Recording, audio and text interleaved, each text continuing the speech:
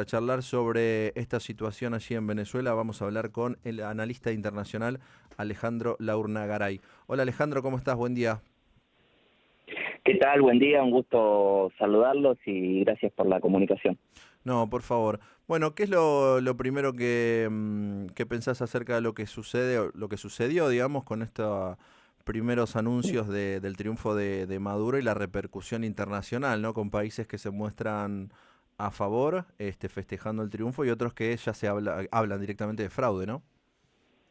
Sí, bueno, es esta situación que estamos observando, los medios de comunicación y toda esta efervescencia y estas posturas extremas, ¿no? Si gano yo acepto, si no gano yo no acepto, denuncio fraude, reclamaciones para que se muestren las evidencias concretas del triunfo, etcétera, etcétera, forma parte de la historia de los últimos años y décadas en la política venezolana, que a nivel interno, bueno, se han vivido momentos de mucha violencia en años anteriores, en esta época un poco menos, y vamos a ser concretos, la clave de la situación en Venezuela también hay que observarla en términos de la relación bilateral con los Estados Unidos, ¿no? Claro. A ver, por un lado, si nos vamos a la cuestión mediática, bueno, podemos estar horas hablando que hicimos fraude, que hicimos fraude. Un analista internacional, si toma la cuestión con seriedad, bueno, ¿qué evidencias tiene uno? Porque he visto tantos hablar, ¿no?, de que hubo o no hubo fraude, ¿no? Porque uno puede decir, bueno, por la situación económica, la situación política, que las sanciones, etcétera, etcétera, manipulación de los datos electorales, todo. Bueno, son frases, son posturas analíticas que uno puede hacer para beneficiar a uno u otro lado. Por un lado, desde la oposición dice, bueno, no se mostraron las actas, acá hubo fraude, y del lado oficialista dice, nos han hecho un hackeo y eso generó el atraso en la emisión de las actas, etcétera, etcétera. Los países de la región que ponen todavía en duda, sin rechazar, ¿no? Sobre todo Chile, por ahí que ver qué pasa con Brasil, y otros que incluso Colombia. Bueno, también hacer un poquito de política interna, ¿no? Porque a través de estos últimos años, la imagen del gobierno de Venezuela en las sociedades latinoamericanas, bueno, están en un nivel muy bajo, ¿no? Lo que a efectos de la política venezolana y del gobierno de Venezuela les importa muy poco, porque una cosa es la política interna y otra cosa es la política exterior. Es como decimos acá, bueno, las declaraciones que hace el gobierno argentino y bueno, que ofenden a otros países, y bueno, pero es una cuestión de política interna. Y lo cierto es que Venezuela ha sido en los últimos años y décadas una especie de coto de caza de las grandes potencias, la primera reserva de petróleo del mundo, la primera reserva de oro del mundo, que tampoco discutible, pero tiene importantes reservas. Hay una disputa global por los recursos naturales, y quien gobierna, quien puede tomar las decisiones sobre quién accede de mejor manera a esos recursos naturales, bueno, eso otorga un cambio y una modificación en las capacidades de acceso a los recursos por parte de las grandes potencias. Pero lo que yo observo, a diferencia de otros años, una postura más soft, ¿no? Un poco más suave de los Estados Unidos. Ahí va. ¿No? Con Sí. respecto, viste que se hablaba de que hay por lo menos unos 60 veedores internacionales, y algunos en esta disputa que hablábamos, ¿no? Empiezan a buscar en estos veedores si son afines al gobierno actual, ¿no? O sea, si ganaba, si perdía Maduro, los veedores tal vez estaban bien, y en este caso, como todo indica que se proclamó nuevamente ganador a Nicolás Maduro, los veedores tal vez no están tan bien. Bueno, es que es eso, ¿no? Son las posturas extremas, no hay una capacidad, ni hay una decisión, ni de diálogo, ni de entender, ni de conocer la realidad. Uno dice, yo pienso esto ante la elección, Claro. yo pienso esto otro, y si no tengo razón yo, voy a negar todo lo demás. A ver, por supuesto, yo he visto varios de los veedores se han anunciado, pero cientos, ¿no? Algunos, de hecho, los más que ya venían siendo críticos de antemano, no los dejaron entrar, los rechazaron. Uno lo puede criticar, puede no estar de acuerdo, pero la decisión de no dejar entrar a ciertos veedores, porque son críticos directamente opositores al gobierno, es una decisión soberana de un país. Uno puede decir, para mí eso es autoritario, y para el gobierno venezolano dice, para mí esto es defender la soberanía. Bueno, es un debate político, es un debate ideológico, uno puede criticar todo lo que quiera, y desde ese país van a decir eso es injerencia a los asuntos internos, etcétera, etcétera. A ver, ¿hubo veedores que son afines ideológicamente? Sí, por supuesto, y es conocido, algunos incluso de Argentina. Esa es una decisión del Estado venezolano dejarlos entrar. Eso uno, ¿por qué debería criticar que haya veedores que son afines ideológicamente? Hubo veedores de las Naciones Unidas que son los más objetivos que existen hoy, porque si mandamos veedores libertarios, obviamente que van a ser críticos y que van a estar de acuerdo con las acusaciones de fraude si no gana la oposición, porque son posiciones extremas. Entonces, Venezuela es el núcleo de las posiciones extremas en la región. Entonces, la oposición que, aún habiendo obtenido un 44% de los votos, que es un número importante, ¿no? Sí. Uno se agarra de los datos oficiales que hay hasta el momento. Si yo digo hubo fraude, no sé si es el número, bueno, lo estoy afirmando como una cuestión de fe sin tener un dato concreto. Por eso digo que hay un manejo mediático muy importante, ¿no? Desde los últimos años para, por un lado, horadar y debilitar al Estado y al manejo del gobierno venezolano, y desde otro lado, bueno, para apoyarlo respaldando, porque estamos en una disputa que es global, donde Venezuela ha elegido socios internacionales en este nuevo equilibrio de poder que se está gestando, que no son los socios con los que Estados Unidos estaría de acuerdo. Claro. ¿No? Entonces, China. eso explica China, Rusia, Irán, Cuba, Nicaragua, etcétera, etcétera. Bueno, son contrincantes de los Estados Unidos. Entonces, por supuesto que Venezuela, con toda la masividad, todo el poder de medios masivos que hay en la región, guiados un poco, influenciados por el interés de política exterior de los Estados Unidos, y por supuesto que van a debilitar y van a intentar destruir la imagen que tiene Venezuela, que obviamente que hay enormes problemas, tanto económicos, sociales, de inflación, de pobreza, etcétera, etcétera, que si bien incluso el Fondo Monetario Internacional viene describiendo que desde el 2022, con algunas modificaciones aperturistas que tuvo el gobierno, hubo una tendencia de recuperación con crecimiento de 4 y 5% anual y una baja de la inflación, etcétera, etcétera. Nadie puede decir que la situación en Venezuela está bien, por supuesto, de ninguna manera, y eso sí es evidente, ¿no? Alejandro, para ubicar a la audiencia, algo muy importante de lo que venís contando, ¿cuántas elecciones desde el chavismo hasta acá hubo en Venezuela? Apelo a tu memoria, o más o menos, pero para tener una idea, ¿cuántas ganó el chavismo? ¿Cuántas ganó la oposición? Y si siempre hubo denuncia de fraude.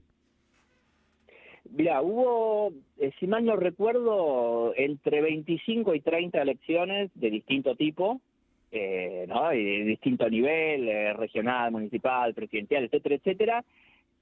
Si mal no me acuerdo, el chavismo perdió 3 o 2 elecciones y las aceptó. Después las ha ganado, y sobre todo en la última década hubo siempre denuncias de fraude. Recordemos que tuvimos en el momento, y vuelvo, remarco porque es fundamental, la relación con los Estados Unidos, en el momento de peor relación con los Estados Unidos, con sanciones impuestas, el reconocimiento de un presidente interino, una creación de la política, de la geopolítica moderna, recordar a Juan Guaidó, que de repente los Estados Unidos y la Unión Europea dijeron, bueno, para nosotros el presidente de Venezuela es Guaidó, una cosa insólita en la política internacional.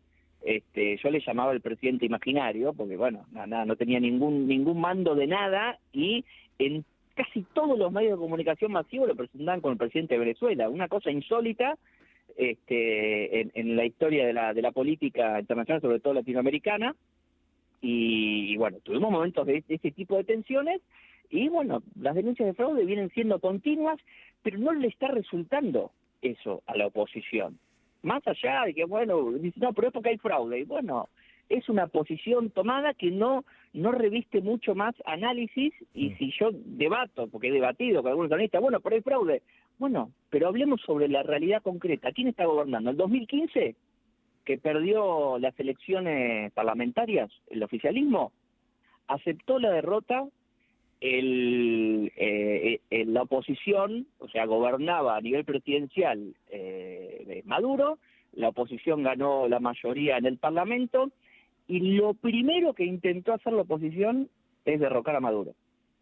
No promover leyes para, no sé, para imponer o imponer leyes afines a las ideologías de la mayoría parlamentaria, etcétera. Lo primero que intentó fue derrocar al presidente, ¿no? De primera, fue lo único que se abocó. Y bueno, el gobierno, recordemos, y esto es importante también destacarlo, que el chavismo, que está gobernando hoy, que viene gobernando y que fue reelecto en la cabeza de Nicolás Maduro, se considera como un proceso revolucionario, ¿no? No es los sistemas políticos y la forma de desarrollar las políticas en los países son particulares a la sociedad, a la historia, al quehacer político y a la evolución de los sistemas políticos. No es lo mismo la democracia argentina que la democracia, o como lo quieran llamar, en Venezuela, ni las formas de gobierno en Medio Oriente, ni la forma de gobierno de China, ni de Estados Unidos, ni otros países. Cada país, según su historia y según la evolución de la sociedad en términos sociológicos y sociopolíticos, bueno, se dan las formas y los estilos de gobierno que la historia se va formando según las relaciones internas y también las relaciones externas. A propósito, Alejandro, Sí. ¿hay datos concretos de que Estados Unidos, desde el chavismo para acá, ha prohijado golpes de Estado en Venezuela? Y ha apoyado y financiado a todos los candidatos opositores, a distintas organizaciones, y ha intentado, por supuesto. Guaidó fue un chico que se formó en los Estados Unidos, fue financiado por los Estados Unidos, fue el intento de reconocerlo como presidente de Venezuela, que eso fue un intento de golpe de Estado contra el gobierno de Maduro, y ahora está viviendo ahí en Miami con lujo, en una vida de lujo en Miami, y es un chico formado en los Estados Unidos. Claro. Y todos estos candidatos opositores de los últimos años, son todas formaciones y todas agrupaciones que son financiadas, formadas y dirigidas por la política exterior norteamericana. ¿Vos calculás que puede haber un proceso similar ahora de no aceptar esta derrota y que Machado o alguna de estas líderes opositoras sea elegido nuevamente autoproclamado presidente, algo así?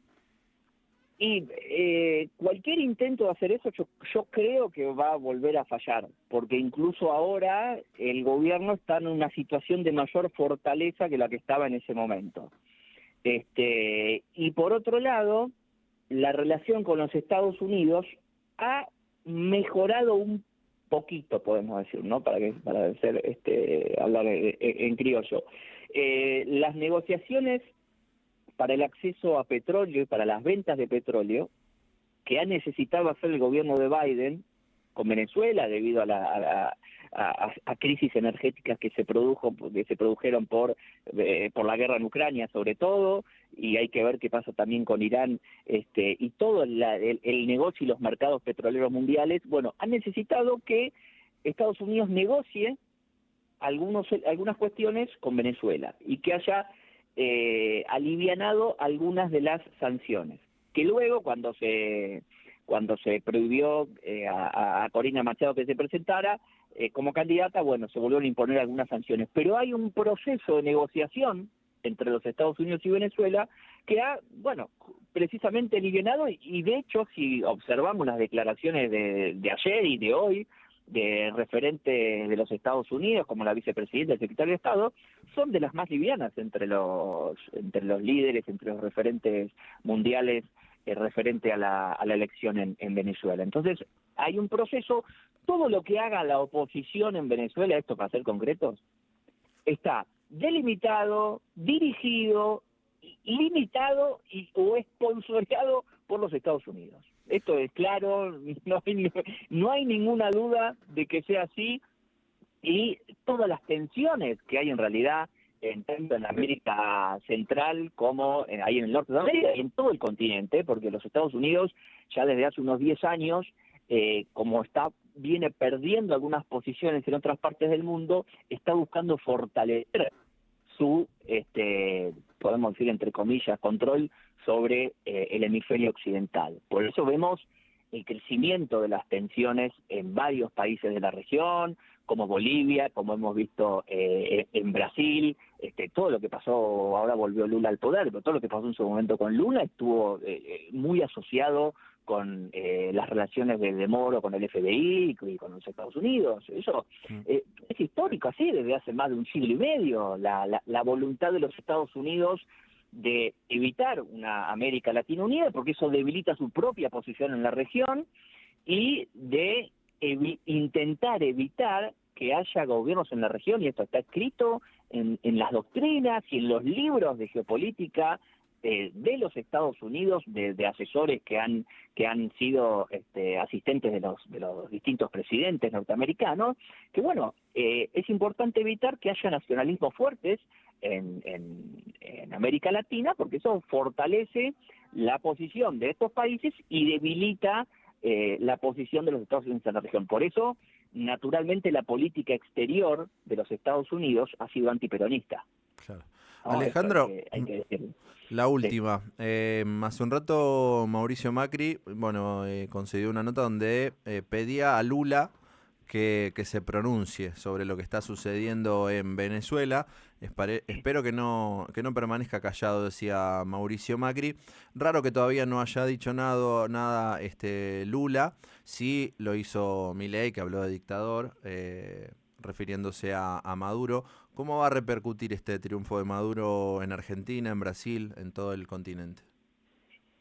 Bueno, a ver, las sociedades de estos países están observando todo a través de los medios de comunicación, cada persona, ¿no?, que conforma en su totalidad la opinión pública, tanto nacional como internacional, tomarán sus decisiones, y las posiciones de los gobiernos, y bueno, son bien claras y no creo sorprenda mucho. La posición hoy que Argentina, que está en una postura de alineamiento automático con los Estados Unidos, va a ser y decir todo lo que a Estados Unidos le convenga o espera que se diga. Es una obediencia concreta, clara y directa a la política exterior de los Estados Unidos, que, bueno, si va en sintonía o no con el interés nacional nuestro, eso sí está en duda. Yo creo que no, a nivel personal, ¿no?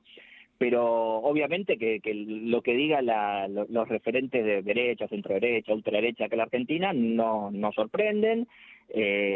Los demás países latinoamericanos, incluso Brasil, mirando la política interna y la opinión pública interna, que no es afín al gobierno de Venezuela, eso hay que decirlo claramente, también se están cuidando su propia imagen.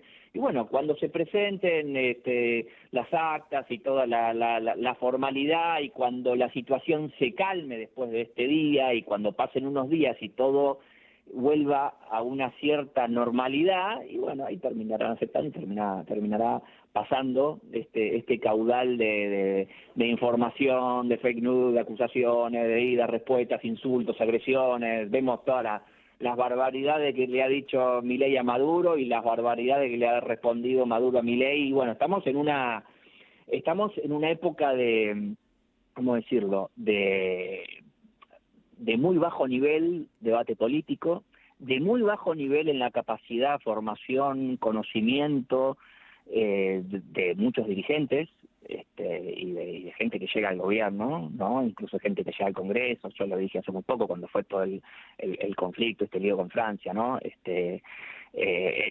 un momento de mucha degradación en la política y en muchos dirigentes políticos, gente de muy poca formación, que lo único que saben es insultar, agredir, y es un ejemplo horrible para la sociedad y para los jóvenes, sobre todo, que muchos crecen y llegan a su mayoría de edad pensando que, bueno, que la política es eso, es decirle ni siquiera me gusta repetir las palabras, pero creo que hay un desafío enorme en la política regional, en general, Venezuela, Argentina, en todos los países, de recuperar, y esto tiene que ser parte de la sociedad, de recuperar el nivel tanto cultural, tanto político, como de formación, y hoy estamos en un momento de oscurantismo intelectual, oscurantismo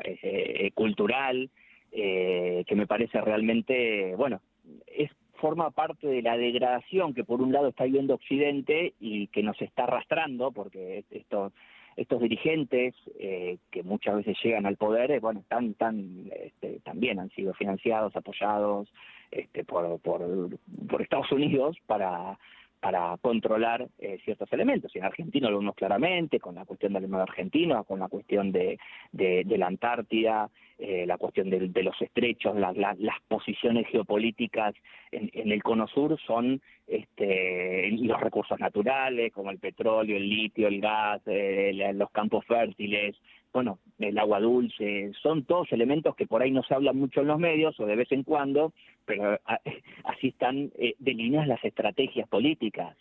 Nosotros vemos en los medios que se insulta, que lo agrede al otro, que denuncia fraude, que hay quilombo, que se tiran piedras. Nosotros vemos la superficie, ¿no? Lo que se muestra para intentar convencer a la opinión pública de que unos son los buenos y los otros son los malos. Pero debajo de eso está la manipulación de las sociedades y la instalación, financiados con mucho dinero de afuera, para, bueno, poner que lleguen al poder ciertos personajes que son mediócratas, poco preparados, que responden a ciertos intereses, y muchas veces van contra los intereses del pueblo. Vemos los pueblos que más están sufriendo y, bueno, están respondiendo a otros intereses que no son los democráticos y no son los del pueblo. Y bueno, yo en ese caso lo veo muy claramente aquí en la República Argentina, ¿no? Bueno, Alejandro, clarísimo. Te agradecemos por este rato. Un gran abrazo. Por favor, abrazo para ustedes y gracias por llamar cuando quieran. Chao. Alejandro Laurnagaray, analista internacional, a propósito de lo que está sucediendo en Venezuela y el triunfo de Maduro.